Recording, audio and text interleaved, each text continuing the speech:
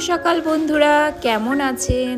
শর্মিষ্ঠা বিশ্বাসের নতুন আরও একটি ভিডিওতে আপনাদের সকলকে জানাই অনেক অনেক স্বাগত। জানেন তো আজকে ওই সকাল একদম 5টার সময় উঠেছি, আর ওই 5টার সময় উঠেই দেখি প্রচুর পরিমাণে বৃষ্টি শুরু হয়ে গেছে। আর সকালবেলায় এরকম ওয়েদার দেখলে না একদমই ঘুম থেকে উঠতেই ইচ্ছা করে না। সকালটা বেশ সুন্দর ঠান্ডা ঠান্ডা ওয়েদার ছিল, আর যার জন্য কিন্তু ওই ঠান্ডার মধ্যে আবারও শুয়ে পড়েছিলাম। তারপরে যখন ঘুম থেকে উঠে দেখি একবারে 7টা বেজে গেছে। এই যে 7টার সময় উঠে তারপরে এই যে টুকিটাকি করে এই ঘরটা প্রথমে ঠিক করে নিচ্ছি, কারণ সকালবেলা যদি ছেলে উঠে পড়ে তাহলে কিন্তু ওর আগে এই ঘরটাকেই ঠিকঠাক করে নেওয়া উচিত, কারণ এই ঘরে ওকে ঠিকঠাক করে আমি একটু শুয়ে রাখি। কারণ বেশিরভাগ জিনিসপত্র সব মানে ছেলের খেলনাপাতিগুলো সব এই ঘরেই থাকে, তাছাড়াও জামা কাপড় থেকে শুরু করে বেশিরভাগ জিনিসই কিন্তু এই ঘরে থাকে। যার জন্য কিন্তু এই সারা দিন যদি এই ঘরটাতে থাকে তাহলে এই ঘরেই সমস্ত কিছু জিনিসপত্র থাকে, তো তাহলে কিন্তু আমাদেরও কিন্তু ভীষণ সুবিধা হয়।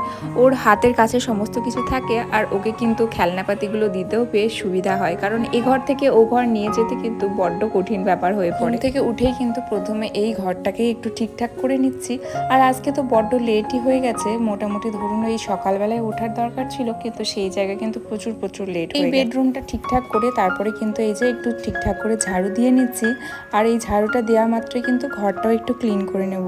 আর এই যে দেখতেই পাচ্ছেন পাশে কিন্তু বাকেটে অনেকটা পরিমাণে জামা কাপড় রয়েছে, মানে ওই ছেলে যেগুলো ইউজ করে সেইগুলোই টুকিটাকি রয়েছে। ঘরটা ঠিকঠাক করে মুছেও নিলাম আর ক্লিনও করে নিলাম, আর তারপর চলে এলাম এই যে এখন বাইরের দিক। আর বাইরের ওয়েদারটা দেখুন, এখনও কিন্তু মেঘলা মেঘলা রয়েছে। সকালে যেহেতু অনেকটাই বৃষ্টি হয়েছে, তারপরেও কিন্তু সারাদিনটা একটু একটু রোদ উঠছে, আবার কিন্তু অল্প অল্প করে রোদটা বন্ধ হয়ে যাচ্ছে, আর এরকম মেঘলা মেঘলা কাচাকুচি করার পর আমিও কিন্তু স্নান ধান করে নিয়েছি, আর স্নান ধান করেই কিন্তু এদিকে পুজোটা দিয়ে দিলাম। সোমবারে এদিক ওদিক থেকে সেরকম ফুল আনতে যাওয়া হচ্ছে না, আর সোমবার বলে কিন্তু আজকে একটু ঠাকুরকে ফল দিয়ে পুজো দিয়ে ফুল আনতে সেরকম এই যে ছেলেকে রেখে আবার সকালবেলাতে ঠিকঠাক করে যাওয়া হচ্ছে না বলে সেভাবে কিন্তু ফুল দিয়ে ঠাকুরকে সেবা দিতেও পাচ্ছি না। তো এদিকে কিন্তু আমার পূজা দেওয়াটাও কমপ্লিট হয়ে গেছে, আর আজকে কিন্তু খুব তাড়াতাড়ি সমস্ত কাজ মানে এই যে বাসি কাজগুলো তাড়াতাড়ি কিন্তু সারা হয়ে গেছে। মোটামুটি ধরুন ওই যে 1 ঘন্টার মধ্যেই আমার কিন্তু সমস্ত কাজ কমপ্লিট হয়ে গেছে। ওই যে বাসি কাজটা সারতেই যা একটু টাইম লাগলো,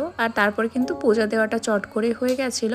আর এই যে এখন কিন্তু রান্নাঘরে চলে এসেছি। রান্নাঘরে আসা মাত্রই কিন্তু আজকে একটু চা বসিয়েছি, কারণ অনেক দিন হয়ে গেল চা খাওয়া হয়নি, আর দুধ চা বসিয়ে দিলাম। হয়ে গেল দুধ চা খাইনি, মানে আদা দিয়ে দুধ চা যে কতদিন খাইনি, মানে প্রায় ধরুন 3-4 দিন খাইনি, তাতেই মনে হচ্ছে যেন অনেক দিন। আজকে একটু না চিলি পনির বানাবো, আর তার সাথে কিন্তু রুটি বানাবো। সোমবারের দিন নিরামিষ খাওয়ারই একটু চেষ্টা করি, তবে এই চিলি পনিরের মধ্যে কিন্তু পেঁয়াজটা দেবো আর একটু রসুনও দিয়ে দেবো, মানে একদম নন ভেজ খাবো না, কিন্তু এই যে পেঁয়াজ রসুনটা এই যে কাটাকুটি সমস্ত কিছু করে নিয়েছি। আর রান্নাটা আপনাদের সাথে আর শেয়ার করলাম না, আজকে অন্য আর একটা কিছু বানাতে চলেছি। তো এদিকে চিলি পনিরও বানানো কমপ্লিট, আর আজকে আমি না একটু ফ্রুট কাস্টার্ড বানাবো। এদিকে কাস্টার্ড পাউডারটা নিয়ে এসেছিলাম ক্যান্টিন থেকে, আর এদিকে কিন্তু আমি দুধটা নিয়ে নিয়েছি অল্প পরিমাণে, আর ওদিকে কিন্তু একটু দুধ জাল দিতে বসিয়ে দিয়েছি।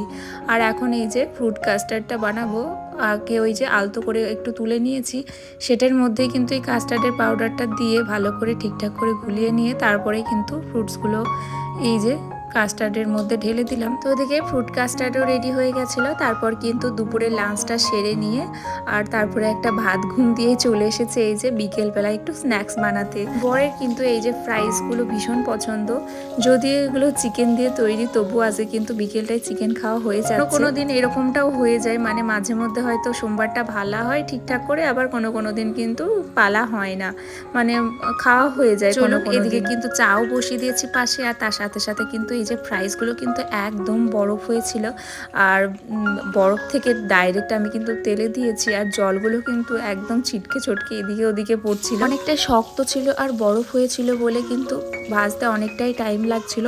তো চলুন এগুলোকে এখন ভেজে নিই আস্তে আস্তে।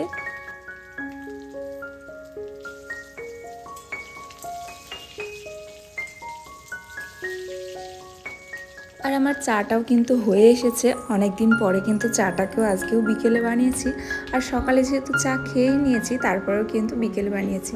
আর এই যে প্লেটটা, দুদিন আগে গিয়েছিলাম একটু বাইরে ঘুরতে, সেখান থেকে কিন্তু এই প্লেটটা নিয়েছি।